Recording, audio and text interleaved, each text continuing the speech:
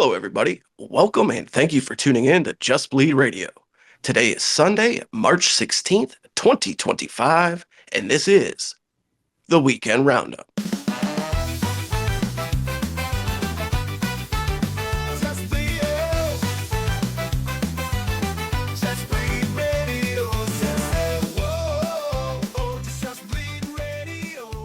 Well, aren't you lucky?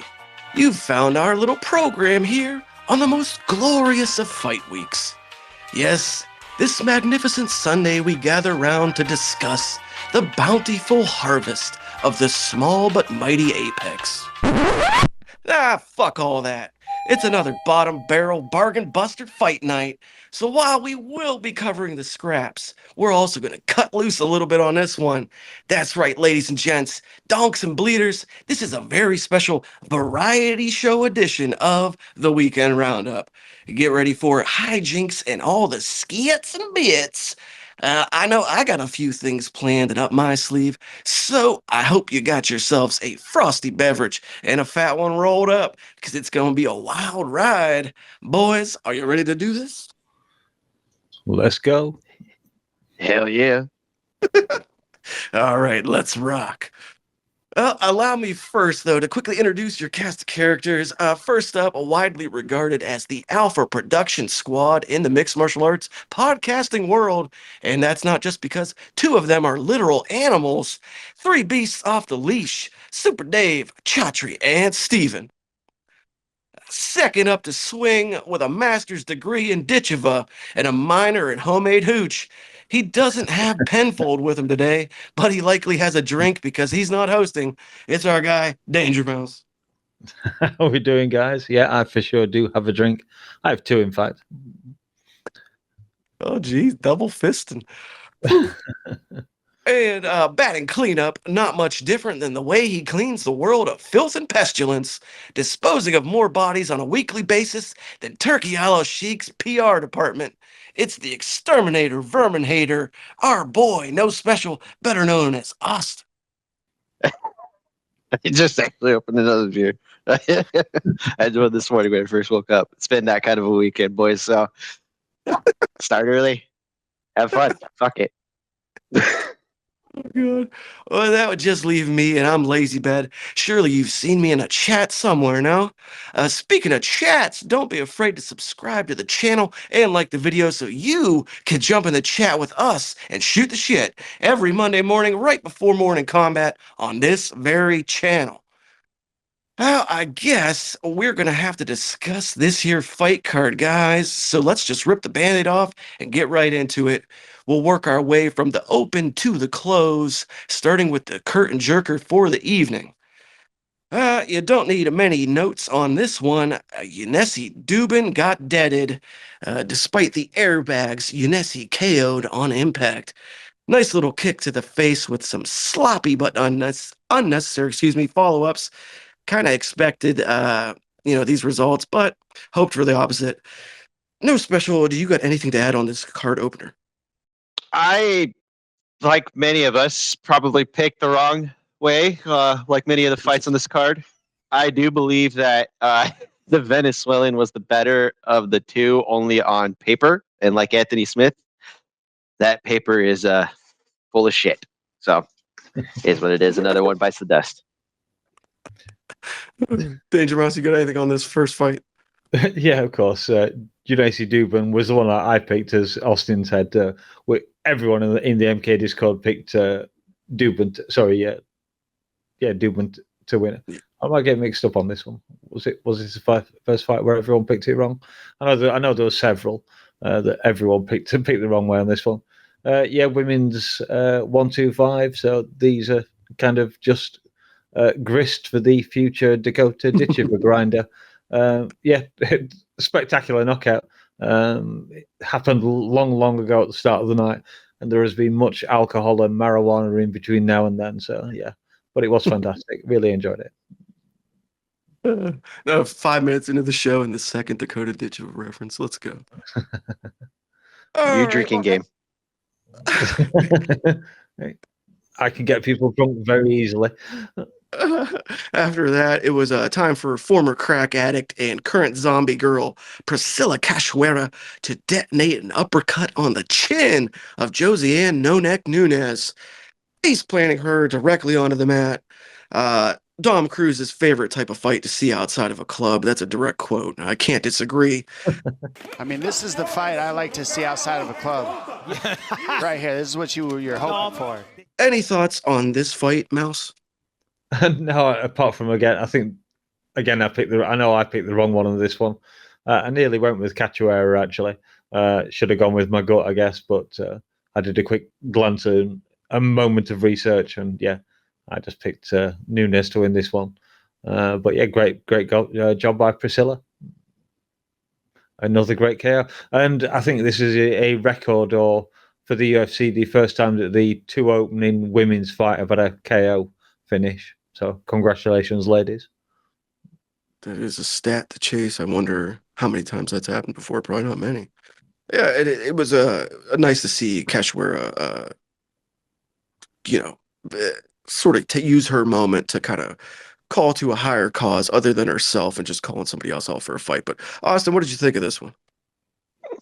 You fucking did not have this on my bingo card. I can tell you that right now. But I did not see that knockout coming, especially in this type of fight. I just thought it was just going to be an ugly, brawl and sprawl kind of, dance. But Patricia the zombie, she did it, and it's weird. This was a weird night. That just like many of us who picked again this previous fight, this fight also had many of us wondering what the fuck happened. And like, like we're gonna find out on the rest of this card. This night was just full of head turning moments. But good for her calling out the cause, and she got a bonus despite gouging somebody else's eyes out in another fight. But neither here nor there. Okay, we followed two women's fights with a men's flyweight bout. As thorough and sound an ass whooping as I've seen in some time, guys. A systematic, methodical breakdown of Daniel Barrett by Andre Lima, head to toe, worked the entire body, broke the spirit, and took the neck. Also gained his black belt. Shout out Andre Lima. But very impressive. What do you got on this one for us? No special. Despite being the guy who got bitten because he was cheating in the fight, despite also cheating in a couple of other fights, I didn't see that much cheating from him, which was nice. I think he landed one or two accidental eye pokes, but he just did the thing where he kept his opponent right at the edge of his strikes and just denied any strike that was going to land on him. He did the I'm the better at striking thing than you, and there's nothing you can do about it, and beat his opponent to a pummel almost. And it was kind of disheartening to see because you're looking at it like, oh, God, did I pick the wrong pick? Because I did. Of course I did. So, Me too. Yeah, he looked good. He looked good. He looked like an actual contender in this division, which is what this division needs. And, can't wait for him to, fight again. Hopefully he doesn't cheat this time. Yeah, see, I like you also went with Daniel Barrett because I kind of wasn't that impressed with Lima coming into this, but boy, he fucking sure impressed me last night. In fact, he might have been the most impressive guy on the card, if you ask me. That performance was ridiculous. Could have maybe stopped that fight between rounds, but they didn't. Anything from you, Danger Mouse, on this men's flyweight bout? Yeah, unlike you two guys, I did not pick Barrett. I picked Lima to win this one. In the first round, Lima was aggressive. He was faster. He had those nasty leg kicks. He was mixing up his targets with his boxing. Really ended up marking up Barrett's face. Worked the body over for the round. I think that was one we had the first eye poke of the night, which they used the replay for, which worked out very nicely. Well handled by the ref and everything there. And then round two was just an exhibition round. Just Lima just doing what the hell he wanted, really. So we had Barrett bloodied, but not yet beaten. Arguable 10-8 in the round. I did see a tweet pop up by Ryan Frederick, which I have for Dave, that he was saying it was a 10-8 for Lima in that second round, which I was noting down myself. I thought that's probably what it was. He had a takedown in the last minute, which I thought was probably not the best idea. I thought maybe he was tired. after beating on Breath for 9 minutes, and he probably just wanted a rest. And then round 3 just proved that he wasn't tired at all and showed off his BJJ, showed off all his skills, sank in the rear naked choke. Breath was beaten up and broken down before Lima grabbed his neck and grabbed his first sub win. So for the first time almost ever that I can think of, getting his black belt in the cage, it was actually deserved. It wasn't a McDonald's one that we've had so often, like, oh yeah, you beat this guy by punching his face and have a black belt. It was a fun fight. It was a great one-sided fight. That's what I put down in my notes. Yeah, I enjoyed this one. Which Vizarkos said the UFC did not give a Fight of the Night award for this card. That is an interesting statistic there. I didn't realize that was his first career submission. Yeah. It's pretty fucking cool. All right. Well, finally, a respite, a lull, a cigarette break. Typical Sam Hughes fight. She outlasts and wins a grueling split decision that doesn't warrant much remarks. Rondina showing that she comes from the Ronda Rousey school of striking defense. Not much to say on this one, right, guys? Not a huge amount. I actually enjoyed this fight. It did keep me entertained, but maybe that just reflected how much alcohol, etc. I'd had by that point. I mean, I was enjoying it because Sam Hughes won and I picked Sam Hughes, so nice. But what are you gonna do? I'm not sure how Sam won all 3 rounds on one of the judges' cards. To be honest, I thought Rondino deserved at least one on every judge's card, but apparently not. One sparkling highlight from this fight and a shout out goes to Safe Sayud and Fortis MMA, who got their Safe got his 100th career win here, coaching. Oh, let's go! Shout out Safe. All right, well, the oldest looking 26-year-old in the world, Josias Musasa, gets rocked and dropped multiple times by a butt-scooting, back-laying Ryan Hall protege in the next one. That's right, undefeated newcomer Josias Musasa got finished by a middle-aged man in Carlos Vera. All kudos to him. Not easy to submit a wizard. Any takes on this bantamweight fight, DangerMouse? Give this one to Austin. I'm not sure I've got any notes on this at all. All right. Austin, Nathan. That's what you got. No, the best part about this fight was Bisping being salty about being confronted about, like, I think in the fighter meeting. That was, he's like, yeah, no, I think I took it upon myself to, like, ask him his fighting style, and he took offense to that and kind of got into it with me, and then you kind of see them do it again in the cage, and I love that bit because it was just like, that was funny because the fight itself wasn't extremely entertaining. There was like moments of, the butt scooter getting his moments where he's landing, but then dropping down to his back, and it was just kind of weird. It was a weird fight, but the right guy got the finish, so who cares? Bisping getting the little bit at the end was funny. Some pretty cool the taekwondo kicks from Carlos Vera. I didn't see coming. Let's move it along here for the sake of time. Another unremarkable fight, and that's quite all right with me. You got the decision win over Cunningham. Who, him? No, you. 15-3 now.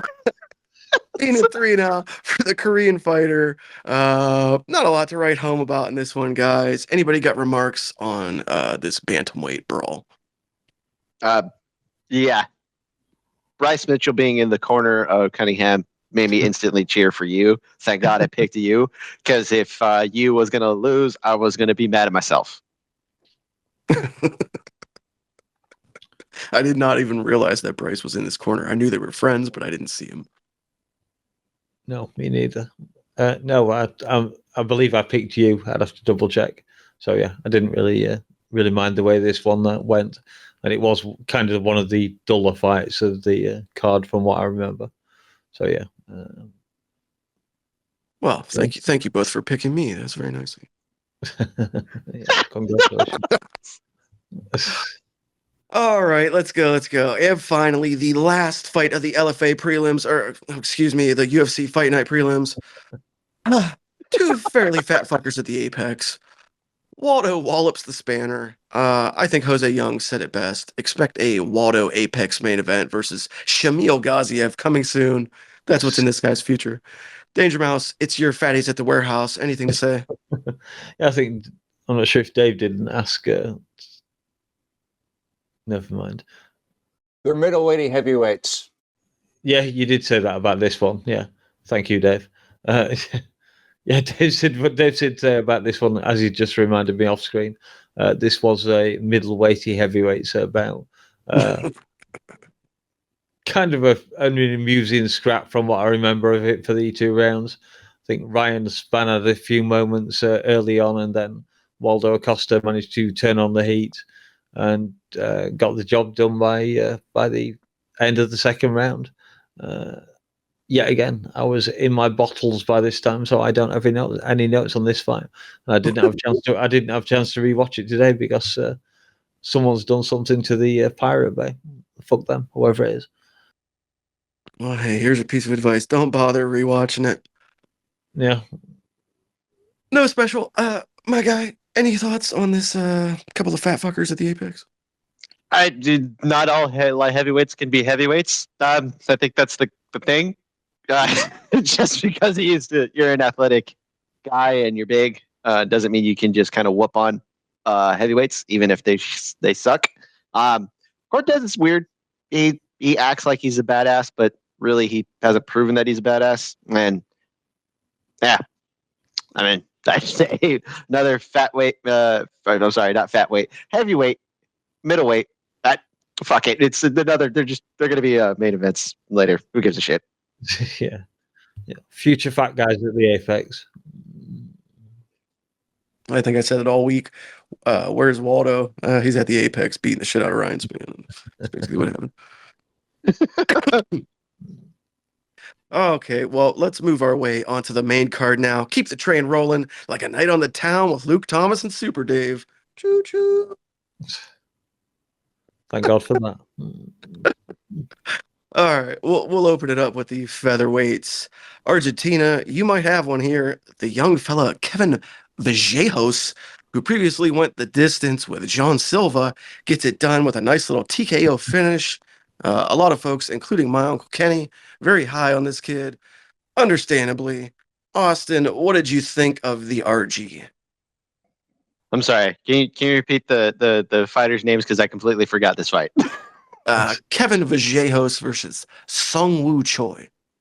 Yeah, it was more like a brawl that was one-sided. That's what I remember. And if I can remember correctly, I don't think anybody really picked Choi, and that kind of played out throughout the fight. I don't think that guy's actually won other than once. I think out of his couple of fights, and it kind of showed. So I kind of looked at it like, yeah.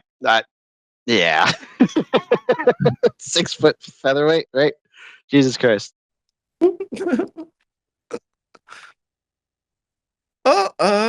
Danger Mouse, everybody knows that they're your favorites, so give us some thoughts on Vallejos, the Argentinian. Yeah, I came downstairs and rewatched this one. Vallejo, round one, he slips underneath one of Choi's right-hand punches, and then he threw his own absolutely beautiful overhand right, flattened Choi, followed it with a little bit of ground and pound, and the ref stepped in. And then I believe in the interview afterwards, he called out Jean Silva, who, of course, beat him on the Contenders show. Beautiful punch. I mean, the fight didn't last very long, so I didn't learn very much from it, apart from the fact that you do not want to get hit by Vallejo's right hand. And that he can definitely slip a punch. Yeah, an enjoyable little fight. Can't really. I'm sat here shrugging to myself, but I can't really say much more about it. Foolish move to call out the Lord. You were lucky to survive your first tangle with him. You don't want to tangle with him again. He's better than he was when you faced him the first time. And they were making a lot of comparisons between Vallejos and Topuria, which kind of see a similarity in their styles, but not too much. Let's not hype this kid too much before he really has a chance to prove himself. Anyways, we got some more bumbling boneheads now here at the Apex, guys. The Apex where the big boys play. It was DR Norgoze, I believe is how they were saying it, versus Brenchison Habero. Kazakhstan, your guy did not get it done. The journeyman, Brenchison Habero, does, though. He gets that fat bastard DR down on the fucking ground, and he hits him with a nasty Kimura finish. I know for one, Shavkat was very upset to see his cousin submitted here. Very upset indeed. So tell us what you thought of this shoulder lock finish, Danger Mouse. Yeah, did he wear the funny hat or not? I don't recall seeing it on his walkout. Good question. Oh, how dare you? That's a good call. Good question. We all know the power of the hat. If you don't turn up wearing it, what do you expect? Yeah, strange little fight, of course, because Nogaze has that unfortunate right eye tick, which makes it look like he's being poked in the eye every time his opponent throws a punch at him. His hand's wafting up. I kind of wonder almost if it might be a good idea to disguise a feint behind that somehow. So every time you do it, you throw a jab after it or whatever. But yeah, with round one, Ribeiro just a peachy little 1-2. He's 1-2 that he slipped slightly sideways, followed it up with another 1-2, knocked Nogaze down. It was just the basics done really, really well. And then round two, Nogaze decided he'd had enough of striking for some reason. So he went straight for the wrestling, and that backfired monumentally when Rivero just snatched up a Kimura and another O had to go. And this was a night for Kimuras. There's another one coming up later. Spoiler alert, spoiler alert. Yeah, can't really fault Rivero's performance. Nicely done job. And Nogaze is kind of exposed, I guess, in some respects. Yeah. If I'm not mistaken, this was a win that, Ribeiro really needed too, because I don't think that he's had a very good run in the UFC as of late. So potentially a job-saving win. But Austin, did you see this rotator cuff terror? Any thoughts on it? Well, first off, so much for the not all prospects from the Eastern Bloc are the same. And not all prospects who are in the light heavyweight division are the same. And this one is kind of funny because we all just assumed he was going to be good, and it couldn't have been more wrong.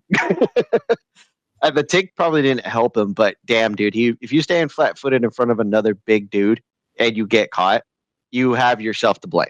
Yes, he might have been transitioning out of like a combination and try to get his feeding under him, but you can't just take a punch every time somebody throws it at you because you're in the bigger division.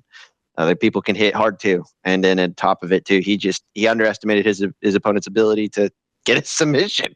He's like, oh, I know how to grapple. Hey, do you? It's like, come on, man. And not all grappling is the same, and not all punches are the same. It's a tough learning lesson for the new guy. And hey, congrats to Ribeiro, more or less. Yeah.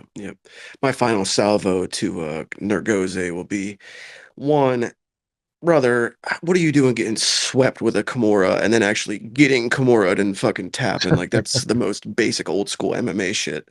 And then secondly, buddy, fuck you for missing weight by nearly 5 pounds in your promotional debut. Like, can't be doing that shit. That's definitely a tactical, calculated weight miss. And you didn't even fucking win the fight with your advantage that you gave yourself. So get the fuck out of here. Go back to Kazakhstan, drink some horse milk, get out of my sight.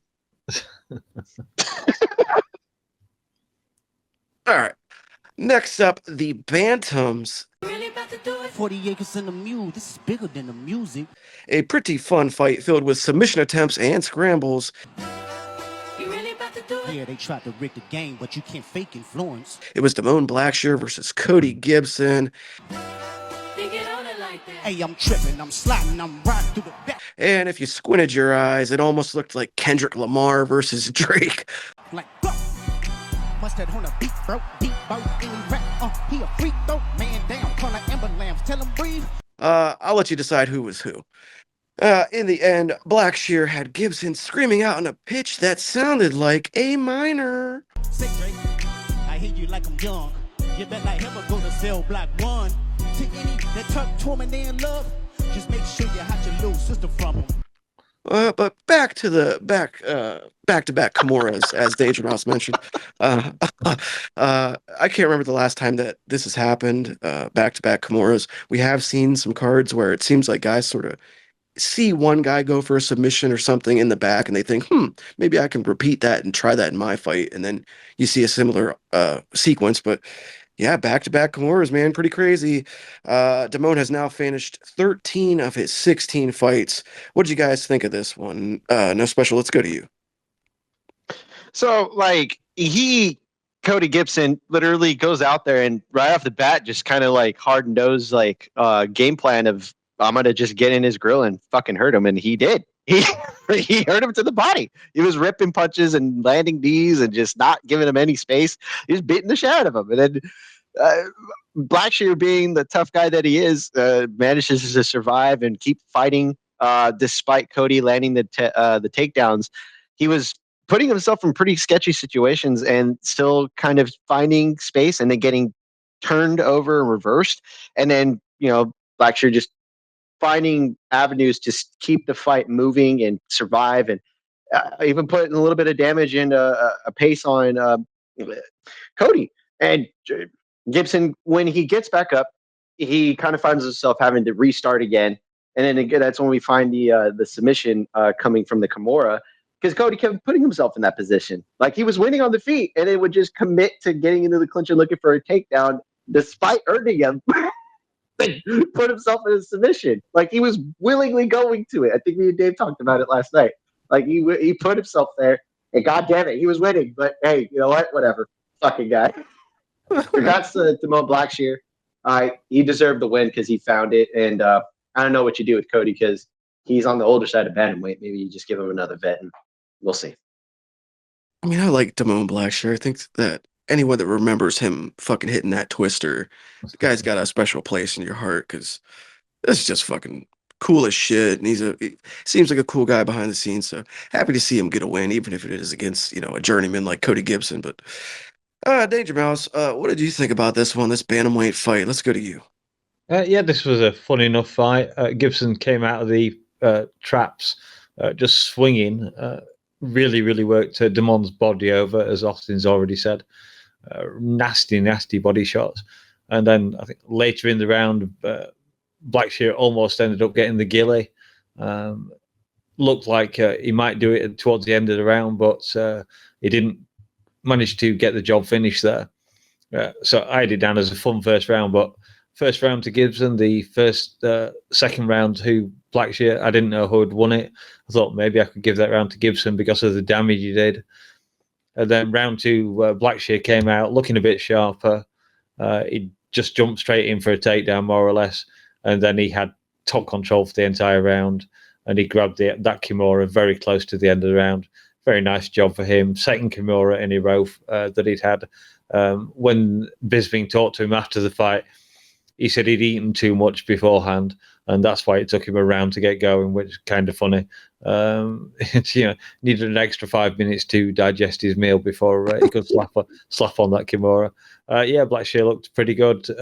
All the commentary team were saying Gibson looked almost the best they'd seen him look in his career. So I guess it's nonetheless he lost, so it's down further wherever he's ranked or not ranked, and Blackshear moves ever onwards in his progression. Mm-hmm. Yeah, fun little fight. Yeah, fair. It was a fun fight. A good one to go back and actually watch if you wanted to go back and watch one of these fights from the card. But anyways, after that, it was time for lightweight vets to throw down. Alexander Hernandez versus Kurt Holobaugh. One of many fights that garnered about 45% of my attention. From what I saw, it looked a pretty even affair, so I don't know if we can dispute the decision here, but yeah, a win for Mr. Hernandez and a loss for Holobaugh. Do you guys got anything on this one? Open floor. Another fight that I relatively enjoyed. We had Hernandez in the first half of the first round, was executing his left hook very nicely, and overall he'd exhibited very crisp striking. His movement was very slick. It was a joy to watch.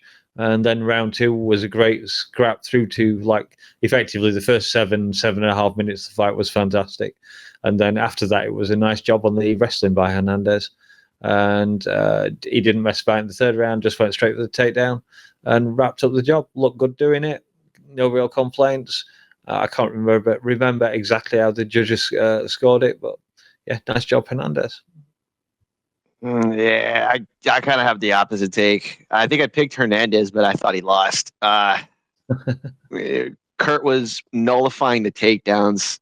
Effectiveness, more or less, wasn't really getting pummeled from the tops, but by Hernandez. And anytime Hernandez would get hit, he'd react badly. And Holloway kind of ate whatever was thrown back at him and just kept moving forward, kept the pressure going, and was able to keep momentum on the feet. Which is why Hernandez had to take him down. I kind of thought Holloway got screwed by the cards, but I'm not going to go back and say it was a robbery. Yeah, I wouldn't have objected if they'd scored it for Holloway. He looked good he did a lot of damage early on. Yeah. Yeah, at the end of the day, outside of personal investment, who really gives a shit? These guys ain't going to fucking accomplish anything. Amen. Okay, now it's a bit of welterweight action, guys. Well, sort of. Elizu Zaleski dos Santos, versus Chitty Bang Bang and Jokawani. Oh, you, pretty chitty bang bang, chitty bang bang, we love you. What was supposed to be a 170 bout ends up a catchweight after Chitty misses the mark. Easy Diaz takes the fight, but may ultimately regret it as he gets finished by the heavier man. TKO by Njokawani at 219 at round number 2. What do y'all got for the bleeders on this one here? Mouse, anything? And I used to be a bit of a fan of Chitty Bang Bang. Chitty bang bang, chitty bang bang, chitty bang bang, yeah! And then of late, he hasn't done that well. So I kind of abandoned him for this one. I took Dos Santos. And in round 2, Chitty Bang Bang Santos. Glancing knee. Looked glancing to me anyway, but I guess it was enough to send Santos to the floor. And Chitty, after that, gave him no chance to back up. Yeah, fun little ending to a short little fight. Yeah, fair enough. Austin, anything on this? Yeah, big fan of Chitty Bang. And Njokawani is one of those dudes who, when he came into the UFC as a middleweight, was a pretty goddamn good, violent dude, and then just found tough matchups, very, varying success. And he's been on a run as a welterweight, so hey, if he can make the weight, great.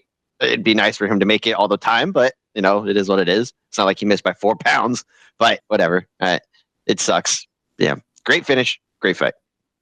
Last thing I want to say is for anyone that was in the main card minute chat last night and caught what I said there, DJ Easy Dick.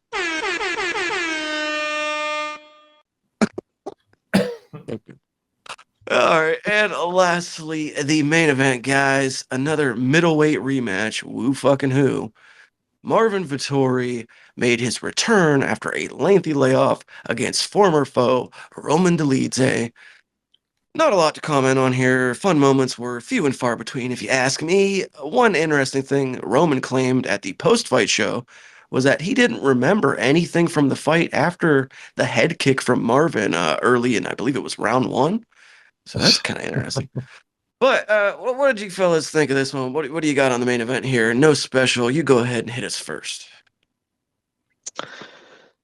Remember how Dominic Cruz said in the fight, and I felt this was very important to the discussion here. They are the same fighter, Dominic Cruz, the Apex 2025. Well, yeah, these guys don't really know how to fucking throw hands, and if they do, they can't really finish anybody because they're kind of like positional grapplers at a sense. They're both neither of them are super athletes. One's a little bit more of an athlete than the other, but they're not like the best middleweights. I mean, they're just there. They're like the guys who are ranked in the division who can't really get to the title, but if they do, they're not going to really perform. I mean, it's interesting because Vettori should have won and nearly finished him in the third, and then just forgot that he was winning the fight. I'd so inexplicably Vettori to me because that's what he does in a lot of his fights, where he's just like there and he's competing and he doesn't know if he's winning or losing. He's just there in the moment. And then fucking Roman is the type of dude who's like a fucking battle top. As long as you stay from the like keep him at range, you're fine. Because then if he plows into you, takes you to the mat, that's usually where he wins. And he was like putting pressure on Vettori, and Vettori would kind of counter it. It was just a weird ass fight, and I don't think it's ever been said more than it should be now, where it's like this is middleweight title implications by definition. And dear God, did we not need this fight? we didn't need this fight. I don't know why this was booked. I mean, fuck it, whatever. It was a fight, but God, yeah, it's like I think twice I was looking at it, I'm like, I don't know who's winning, and I honestly don't care. That's my thumbs up for this one. That's 100% my thought. Like I didn't give a shit one way or another. It didn't fucking matter to me. And speaking of forgetting things, not only did Marvin Vettori forget that he was winning the fight, but he apparently forgot his fucking cup too, because came out to the cage with no cup and had to actually pause before they went to the cage to get his cup reinserted. So shout out Marvin Vettori for always providing us with some sort of fucking hilarious moment. But DangerMouse, here's your opportunity. The main event. Have at it. Yeah, well, you've almost stole my intro. First thing I noted down there. I guess in retrospect, first thing Marvin forgot was who he was fighting because he thought he was fighting. And, I forget who it was now myself. But Yeah, he thought he was fighting Roman Kopylov. Thank you. Yeah, Roman Kopylov. He thought it was fine. Then he forgot. Then he forgets his cup on the way to the cage. Yeah, just a strange fight. We had the eye poke incident in this one, and then Herb gave him a warning, and then there was an eye poke again, and he came up and said, after that, they're going to have a conversation about it. It's like, no, you fucking idiot. You've already warned him and visibly warned him in the cage. Take a fucking point. Yeah, very steady pace fight, but they had already fought each other for 15 minutes. So I guess they had a fairly good idea about pacing themselves where this fight was going to go. Yeah, it could have gone either way to my mind. The judges had it pretty clear. They all went 49-46. So I guess my eye wasn't on this one as well as the judges. Yeah, Roman took the decision in a fairly tough battle, I would say, despite the scorelines. And then he called out Robert Whittaker in Israel Adesanya, which are kind of fun call-outs, I guess, either one of them. He's going to have to wait a while for Bobby because, as far as I know, he's fighting Sean Strickland next. But yeah, an uninspiring main event. Enough said. What was it? It was like nine warnings. 10 warning her deed before I take a point. He's terrible. He used to be the gold standard, but no. He hasn't been the gold standard for a long time. Because I was gonna say this is a throwback to what was it, like the 2020 meme? It's Herb Dean's fault. When fucking every like, no matter what, you can just hashtag Herb Dean's fault. Oh my god, Herb, brother, come on, get it together. Get it together. Last thing that I wanted to say on this before we move it along from this fucking shit ass card is just that if you want to do a little bit of matching loser versus loser in typical UFC fashion, they ought to put Marvin Vettori against Brendan Allen so they can have it out. Because if you remember, these are the two guys that got into it on the casino floor several months back. So let's get Marvin Vettori versus Brendan Allen 2, Battle of the Losers, so that, you know, one of these guys can finally get a dub. I love it. We fucking go. We solved their problem. I've got to quickly say, actually, before we move on, I almost certainly would have picked Marvin Vettori for this one, except for LazyBed's point out that Vettori had allegedly had thrown his shoulder out and might not be up to par for this one. So cheers, Lazy. I wouldn't have got this one without you. Hey, shout out. I can't take full credit for that. I stole that from John Morgan and Cold Coffee from the MMA Roadshow. Apparently, inside info, when they talked to him and they spoke to his team, they were able to find out that the shoulder injury was much harsher than anyone had claimed it was. Much more serious, I guess. Nearly career-ending. And I don't know if he looked really compromised coming in last night, but he definitely didn't look like he was going for it full bore. So yeah, worked out. Good little tip. But there is one more thing we got to do before we move on fully from this card, guys, because we got to do the usual thing that we do around here. Whether it's a big time numbered pay per view event or a shit ass bucket of trash at the Apex, we got to rank them all. So I think it's about time that we rate that card.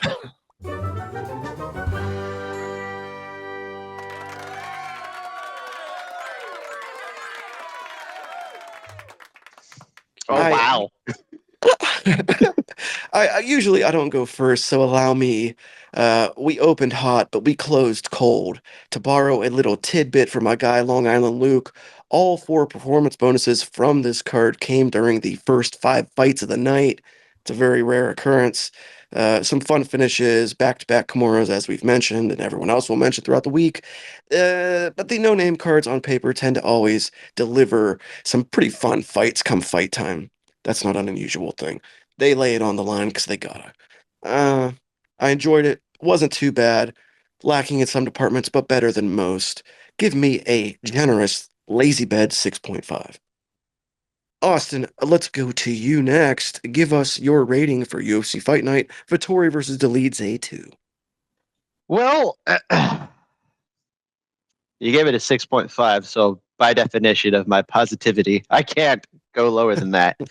So I'll meet it at 6.5 as well, because it was a great start to the card, and then it almost finished great with Chidi. And then if Vettori had fucking knocked him out and almost won, you know what? That would have made it like a 7 or an 8. I don't give a shit, but that I'll just sit with a 6.5. Fuck it. It's the Apex. Who gives a shit?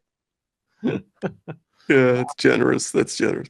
All right, Mouse, that leaves just you to vacillate and or waffle as much as you would like. Give us your rating for this fight night. Yeah, despite watching it in 2 halves, as it were, I quite enjoyed this card. The first 3 fights on this were just fantastic. We got the 2 very, very swift knockouts, and then Andrea Lima took it all the way to almost the end of round 3 before he sank in the sub. So nice job by him. Yeah, I'm going to be much more generous than you 2 guys. I'm going to give this one a straight 7.25. I'd have given it.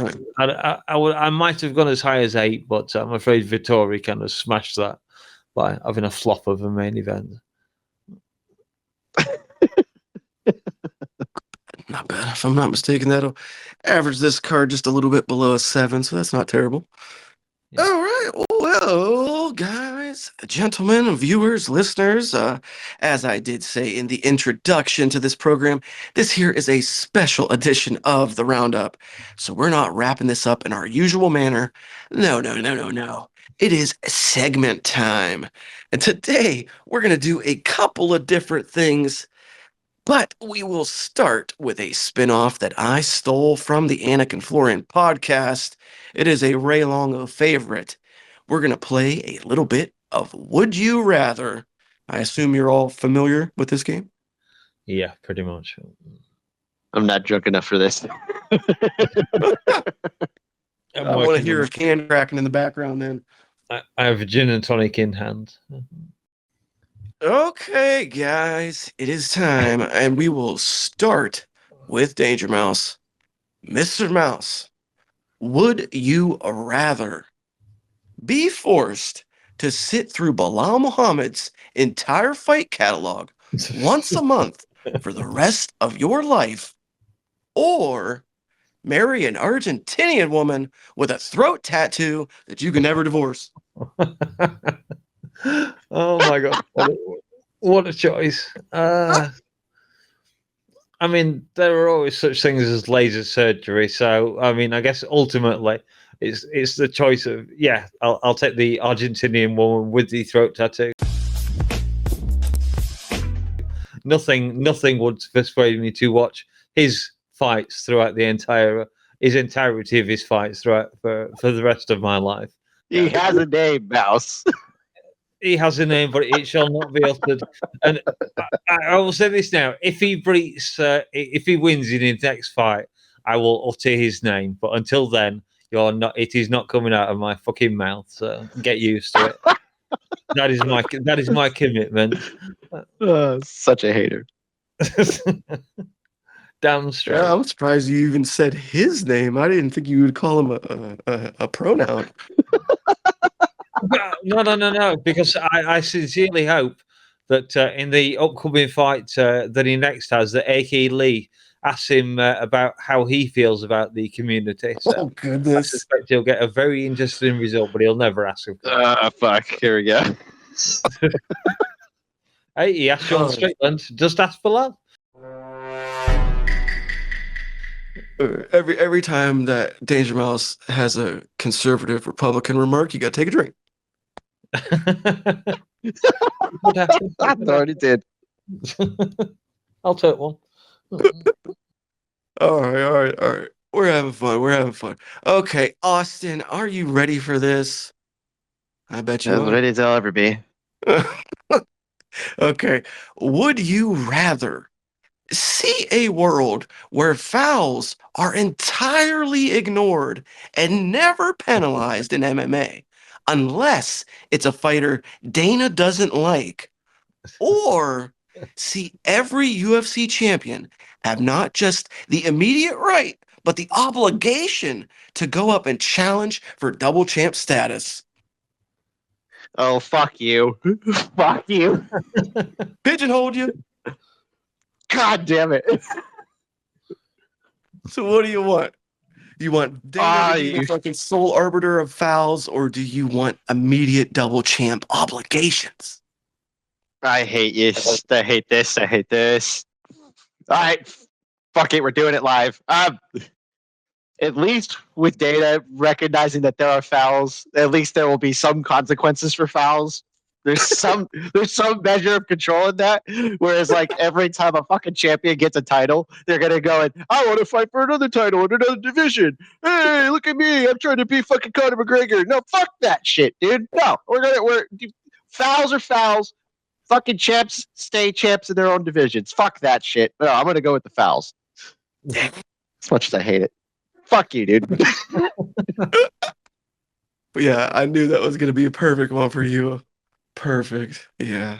I guess that means that Dana White is now our sole arbiter of fouls in the UFC, boy. It's gonna be an interesting world for Colby Covingtons and the all those fan favorites. Oh boy. Okay, all right. Dave, your turn. You ready? Yeah, I'm ready. Let's go. All right. Would you rather spend a 5-day, all expenses paid vacation in Thailand with a prime Mrs. Walton and 350,000 baht spending money, or be given a massive cachet of hiking equipment, green boots optional, and an opportunity to trek to Mount Everest base camp with a young Helen Mirren?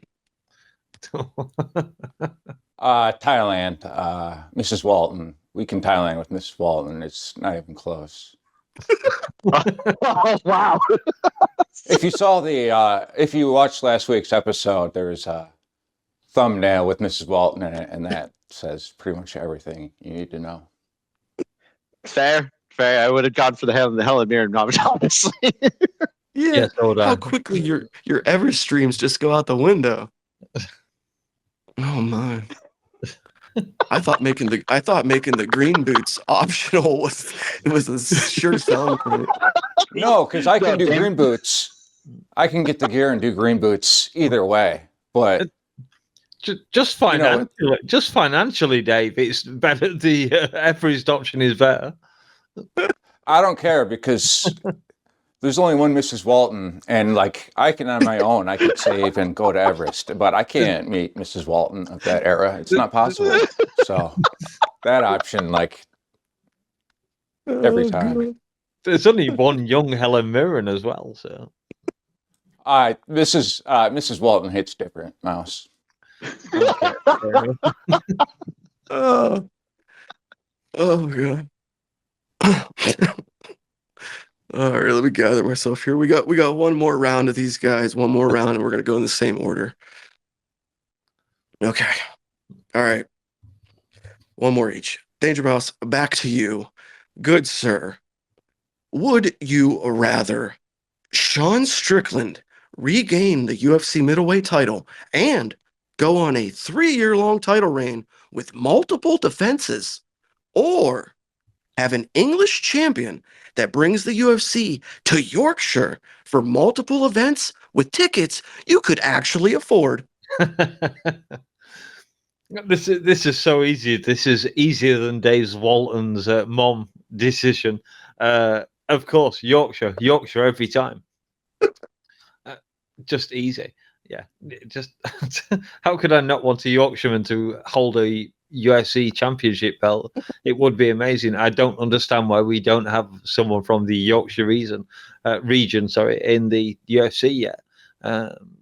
Something about that Manchester area makes those guys churn out champions, it would seem.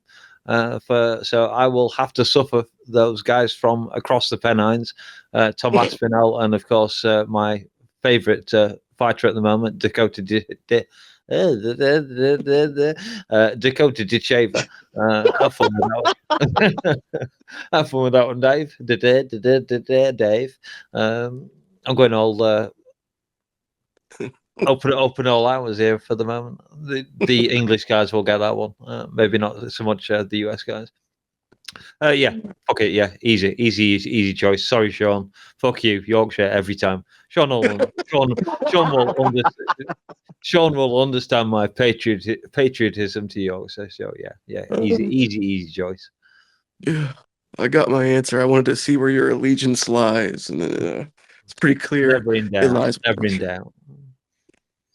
Shout out to all our Yorkshire viewers and listeners. Hey up. Yeah, too much PHP. That's right.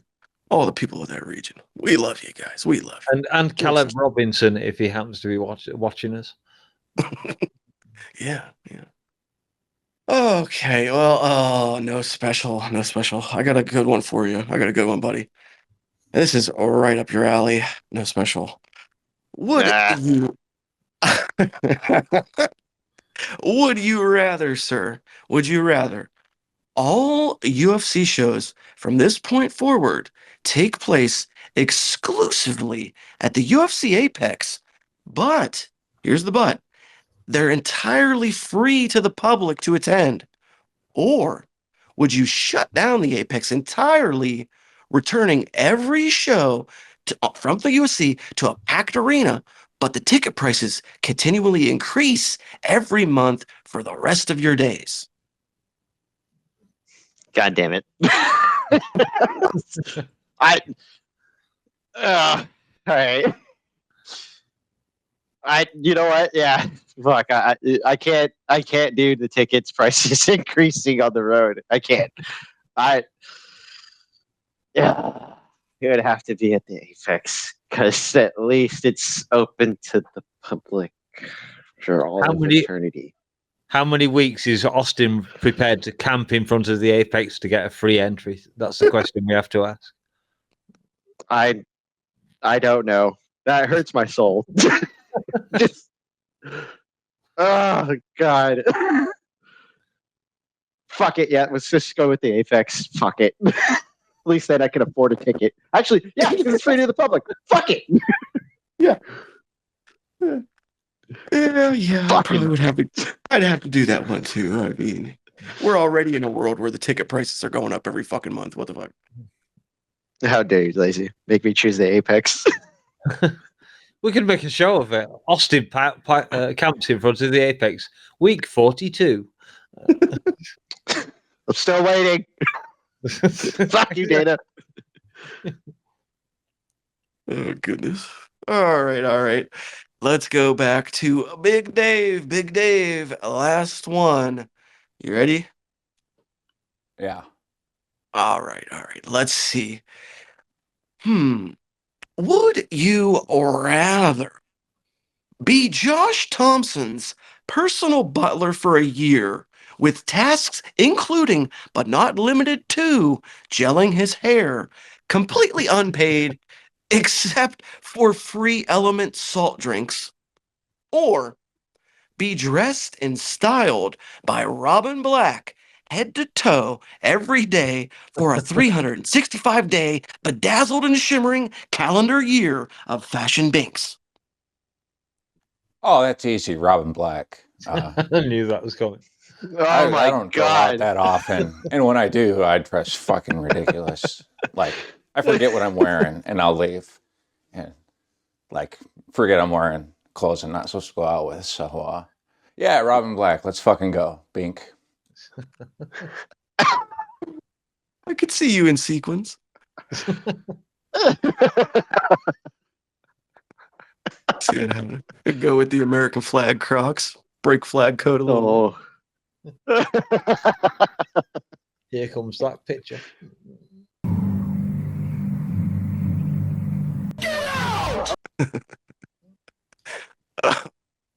All right. That was pretty fun. That was pretty fun.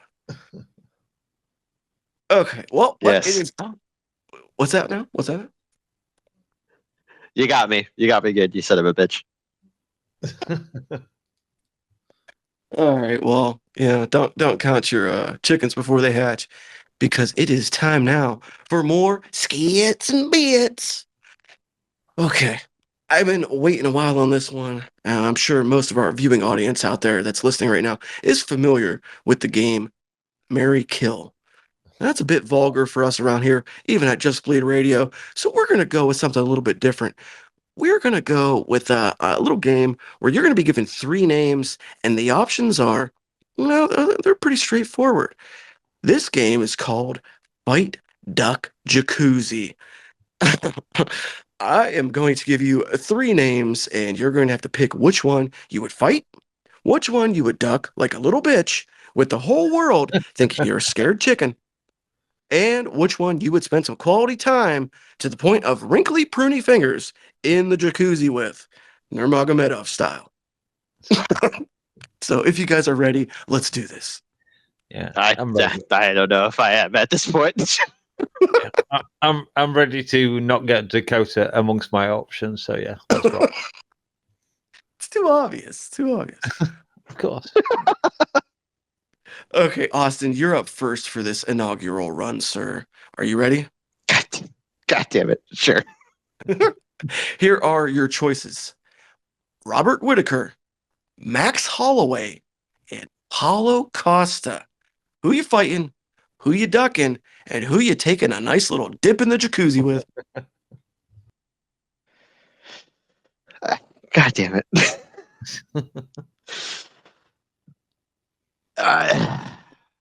I'm ducking Robert.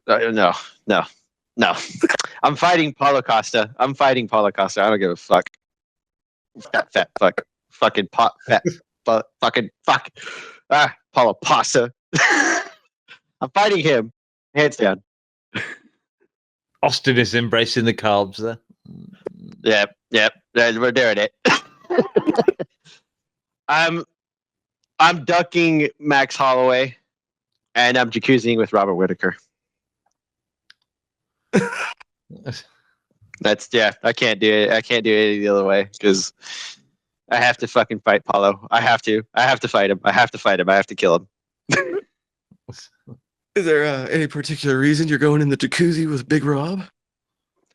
I did play his Xbox, so does Max, but Rob, I've followed his career a little closer than Max's, although I love both very dearly, and how dare you put them in this position with me.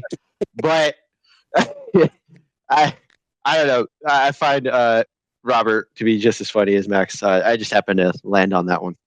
Yeah, just gonna chop it up with Mr. Whitaker in the hot tub. I understand.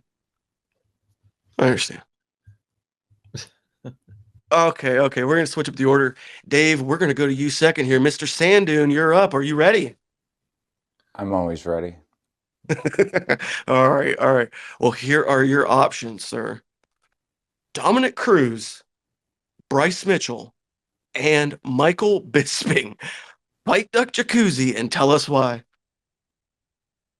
Okay, I want to duck Dom Cruz because he's a fucking one of them small guy bully dicks that's full of himself, and I don't want that his aura to invade my aura. Bryce Mitchell, I want a jacuzzi with because I don't want to fight him, and maybe we could. I'm sure he's got a. I want to hear some of his stories and just get high and. Jesus I Christ! I don't know. You won't find. I don't many know what I'm fish- doing, but I picked Bryce Mitchell to jacuzzi. I don't know why. You won't find many fish in a jacuzzi, Dave. I blacked his picture out on my draft. Like I don't like him, but I know. and I'm gonna fight Bisbing because he's also kind of a bully with one eye, but I like him, and it'd be nice to smack him around in the octagon. Boo. Well, you could have you could have said you wanted to go in the jacuzzi with Bryce Mitchell so you could drown him. Yeah, that's what I was thinking. I could, dude. Drowning someone dude, that's like some serious shit. Like hold them underwater while they're struggling. That's not my. I don't. Yeah. No. That's too much Bryce is effort. too good at jiu-jitsu to be drowned. He might. He's the dude who will probably think that you could breathe underwater. Oh God. Oh. All right, I'm gonna gather myself here. Phew. Okay, Here we go. Mouse in the house. Mr. Mouse, are you ready? It's your turn to play. Oh yeah. Born ready. All right. Fight-Duck-Jacuzzi, sir. Here are your options. Dana White, Don Davis, and the excellent Turkey. Let's hear it. What are you doing? Wow, what a trio. I'm gonna fight Turkey. I'm gonna do. Wow. I'm gonna have to. Oh my god. I'm gonna have to duck Don Davis, and I'm gonna go in the jacuzzi with our leader of the UFC, the one and only Dana White. Because let's look at it honestly here. If I can make friends with Dana while I'm sat in the jacuzzi talking shit about whatever the hell I want to talk about or whatever he wants to talk about, I might get $500 for my next birthday. So yeah, fuck it. Yeah, I want to take that. I know you might have tried to set this up so that I'd jacuzzi with Don Davis and try and persuade him to give me a great Dakota fight. But fuck it, I can talk about Dakota with Dana, and Dana will drag her into the UFC for me if I can get on with him. So yeah. 500 mil for my next birthday. Sorry, 500,000 for next birthday. Maybe Dakota in the UFC. Yeah, easy choice for me. Yeah. And Turkey, what do I care? He promotes mainly boxing, so fuck him. Yeah, I'll quite often smash him around. I don't care. Oh man. I hope the viewers enjoy this segment because I'm laughing my fucking ass. This was fun. Yeah, this has been good. I was hoping you would go in the jacuzzi with Turkey just because it would be a funny image, but yeah. We're on to you again, Austin. We're gonna circle around one more time. So, Austin, I assume you're ready again, yes? Yeah. Okay. All right.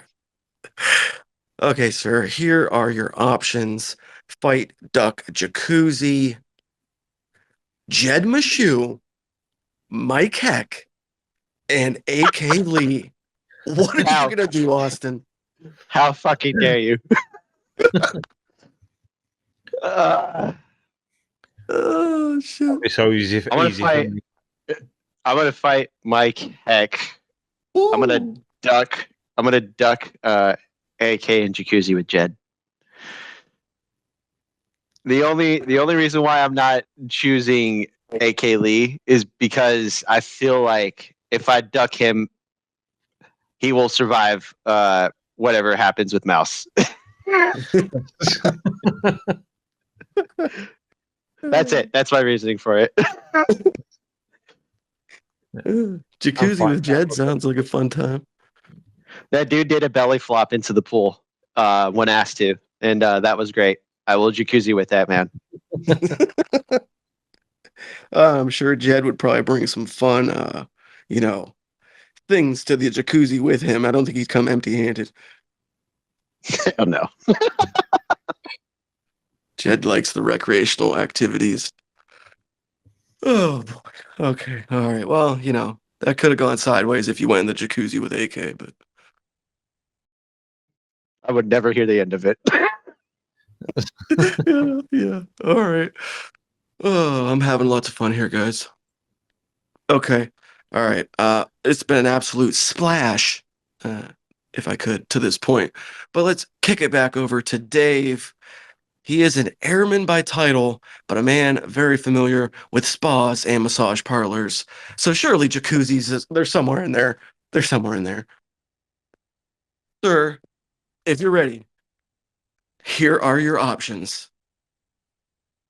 Kayla Harrison, Chris Cyborg, and B. Arthur, aka Dorothy from Golden Girls. Go at him. The graphics on this section are going to be fantastic. I'm going to. What do we do? I'm fondling. Speed run by you again? Fondling B. Arthur. No, fight Duck. I want to fight B. Arthur because it's an easy win. And then I want to jacuzzi with Kayla Harrison because she's fun and she's nice, and plus you get Kayla and me and Bryce in a jacuzzi together. It's just it's gonna be good times. And then I'll duck Chris Cyborg because I think she's underrated in the GOAT discussion because she's still out there doing her thing, but she kind of freaks me out with her looks and social media presence these days. Jesus Christ. I'll take care of Harrison in the pool, in the jacuzzi with Bryce. Oh, goodness. Well, I guess, yeah, Chris Cyborg, she's a pretty scary lady. She's worth ducking. Yeah. You could probably take B. Arthur. I think you could take her. Yeah, fuck her up. Sound logic. Jesus fucking Christ. As long as she doesn't bring Stan, leave Stan at home. Okay. All right. We are on a roll here, fellas. We're on a roll. So let's round it out and let's end it on a high note. DangerMouse, we move back to you. You got to do the man dance with one of these people. You got to duck and run from another one. And you got to have an intimate jacuzzi jaunt with the other. Here are your choices, sir. Nick Diaz, Jeremy Clarkson, and Mr. Bean. Let's hear it.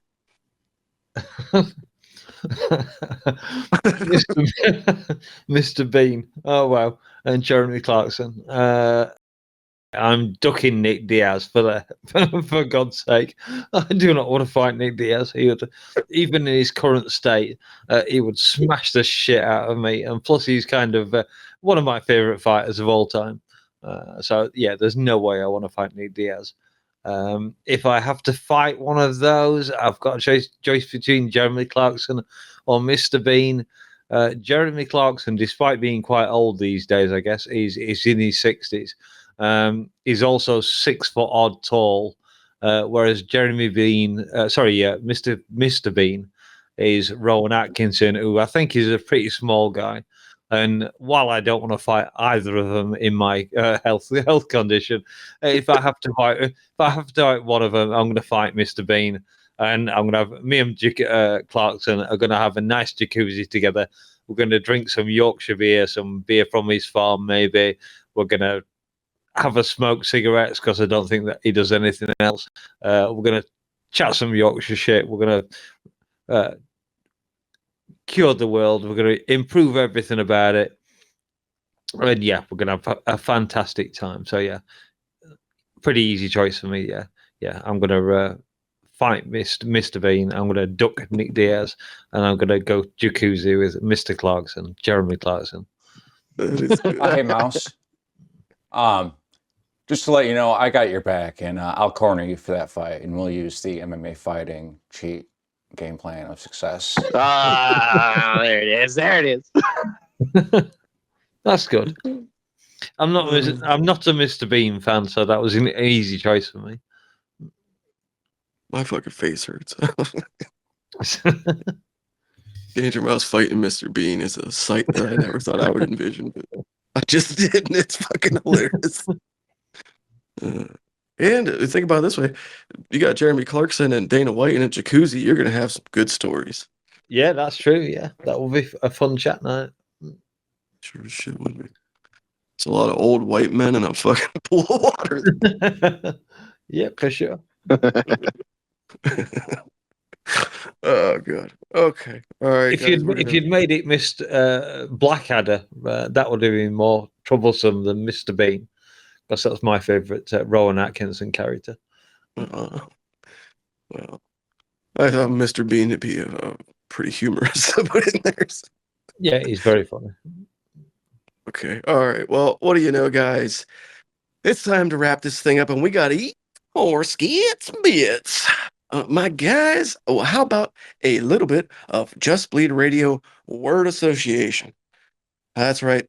I'll select one of you. I'll rattle off a list of words or phrases one by one, and it'll be your job to give us the very first word that comes to your mind in response to each one.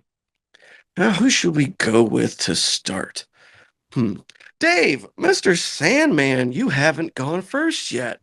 Let's get a little insight into how that twisted mind of yours works.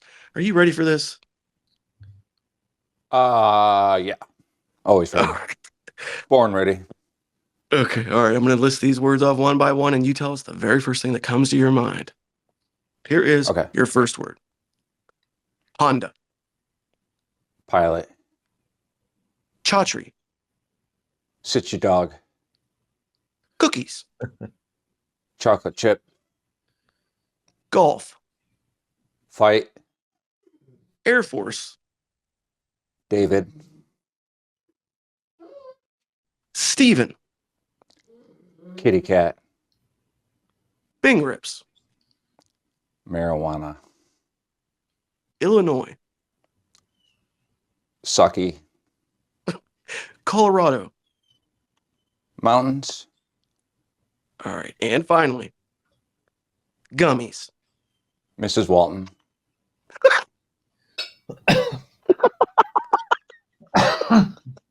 Jesus Christ. Oh, God. Well, there you go. That is an insight into the mind of our editor-in-chief, Mr. Dave.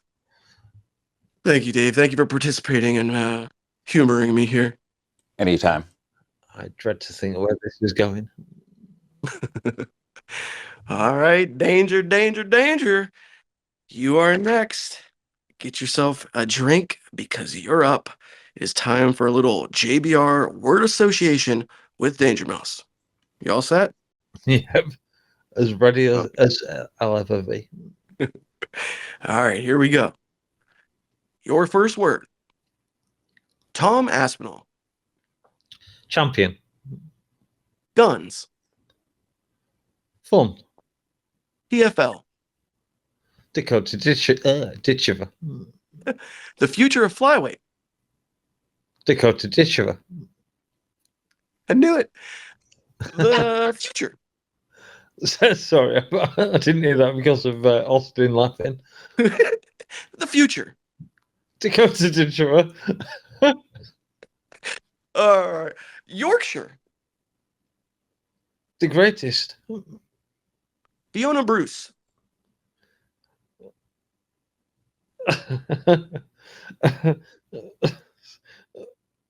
Sorry, I'm searching for the word in my head that I can't think of. Oh shit! Oh fuck! I'm being genuine here. There's one word that I'm looking for and I can't think what it is. Oh shit! This is not rapid fire, sir. I know, but I have one word locked in my head and it won't come out. And I'm now getting abused by Dave as well.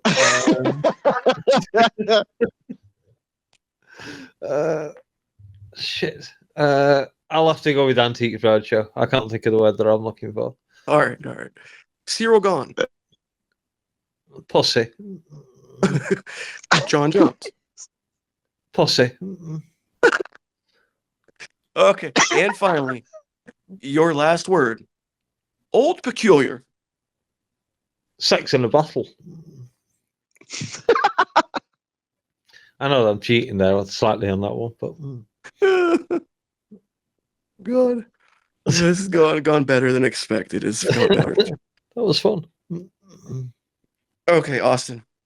Don't you worry. We could never forget you. We could never forget you. Okay. Have we wet our whistle yet? Are we ready for some rapid fire? I've been trying between laughing. All right, let's go. Here is your first word. TKO boxing. Cookie. Fighter pay. Dana. California. Fucking great. Bed bugs. Work. Touchy Palace. Not far. Cold beer. Heaven. Warm beer.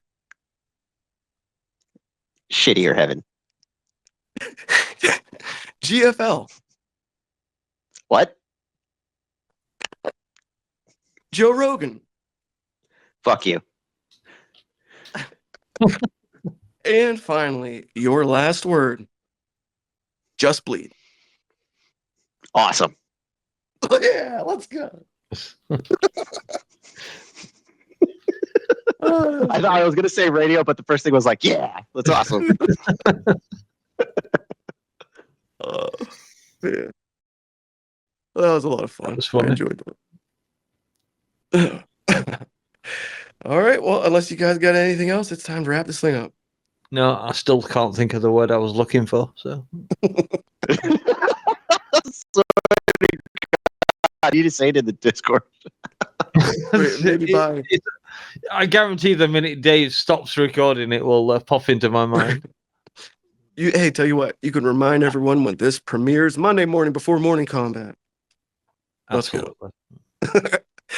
All right. Well, you BBLs and BBWs, the hands on the old clock Oh, say shit. we just Camel toe.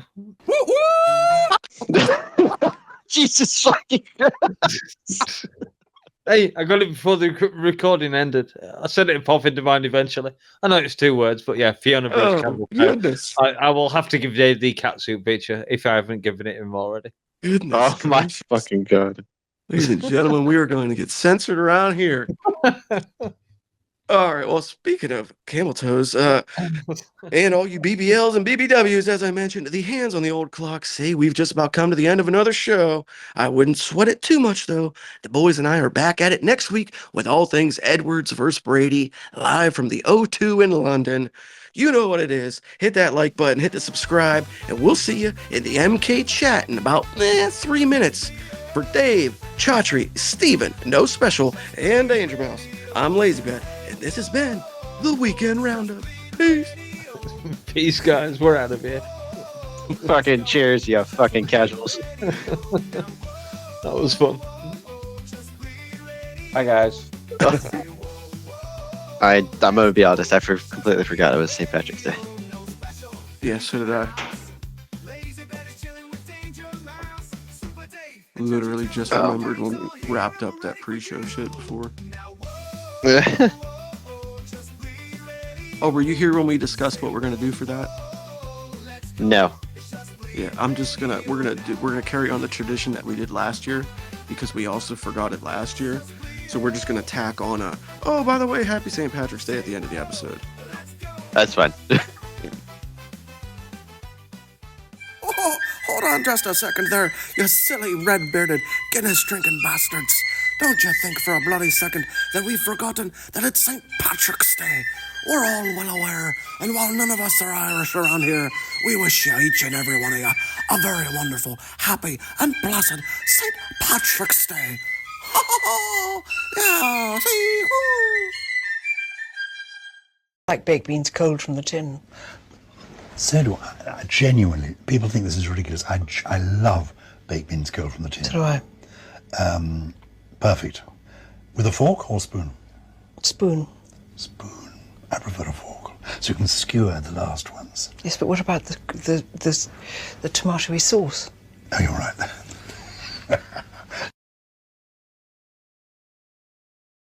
You'll get nothing like it.